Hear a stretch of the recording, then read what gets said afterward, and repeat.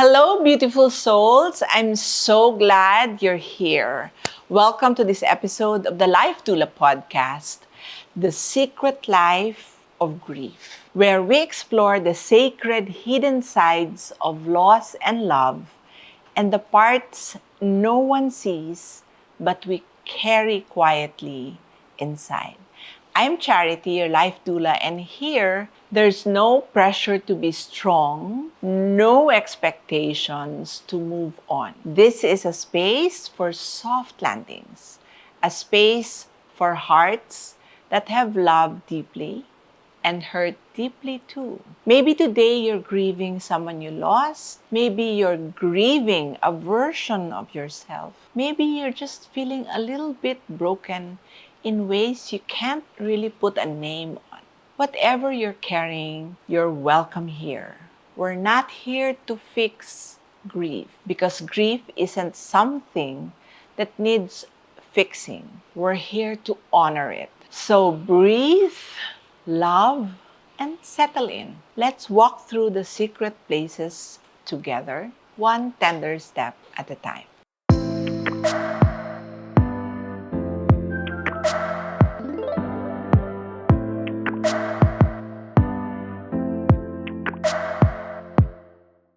I just came from a 2-day grief workshop, and there's so many things that I realized that really inspired me to put together this episode, because while I know these concepts, hearing it again from the grievers themselves, those who are recently working on their grief, I learned so many things.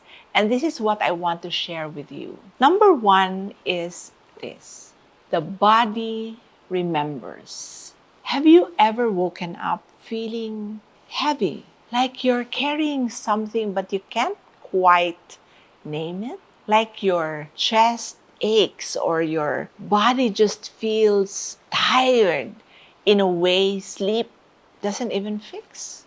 That might be your grief talking.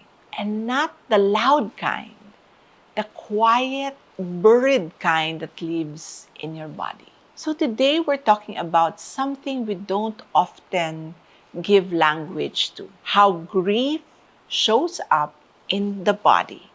Because sometimes, even when your mouth is silent, you don't say anything, your body is grieving for you.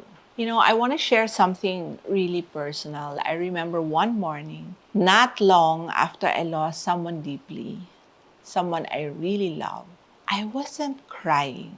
I wasn't even conscious thinking about them. But my shoulders and my back, they were really aching. And I felt this, it's a feeling that my stomach was in knots and I couldn't even get a deep breath in. So, medyo panic, no? And I asked myself, what's going on? It took me a while to realize my body was speaking the grief I was trying to keep quiet. You see, our bodies remember everything. And when we suppress, avoid, or try to be strong, it doesn't go away. It just goes deeper. Grief can show up as fatigue or brain fog, joint pain, tightness in the chest, or just sudden tension in your shoulders. Or you might feel that you are unknowingly clenching your jaw. You might find yourself giving the deep sighs, a lot of deep sighs, and you're not even conscious. All of this is your body processing what your heart can say out loud. What can you do? You listen. You listen to your body. You slow down. You move gently. You breathe deeply.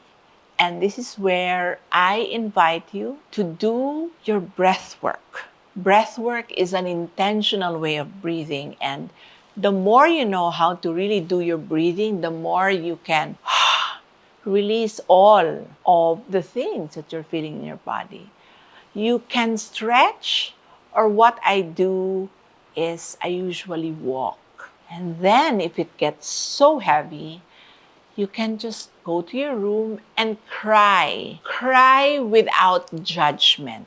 You can even shout while you're crying.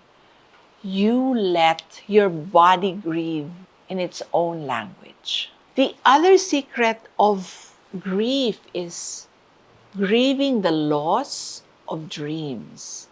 You see, grief is not just about losing people. We often think of grief is exclusive to someone dying.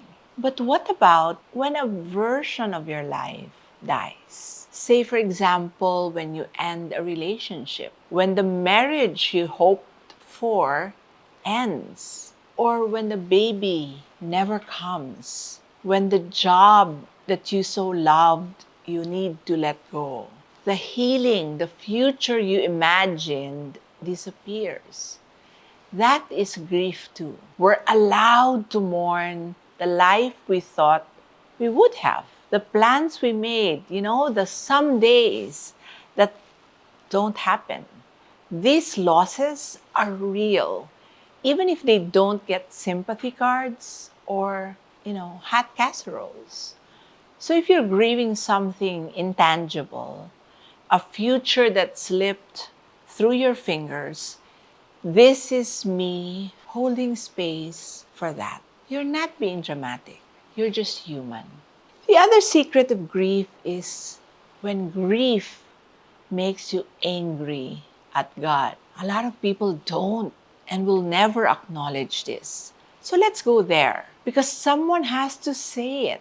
I'll say it for you. Sometimes grief makes you mad. And who is the object of your anger? God. You prayed, you believe, you do good work, you do good deeds, you read the Bible, you begged. And still, it happened. And now, you're left with this giant question mark where your faith used to be. Well, you're not alone. And you are not blasphemous. Rage is part of the spiritual journey too. Remember, even Jesus got mad. God is big enough for your questions.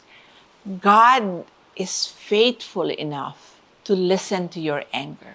God is there for your heartbreak, for your silence, even for your scream. You don't have to clean it up before you bring it into prayer. Grief doesn't cancel faith. It makes it real.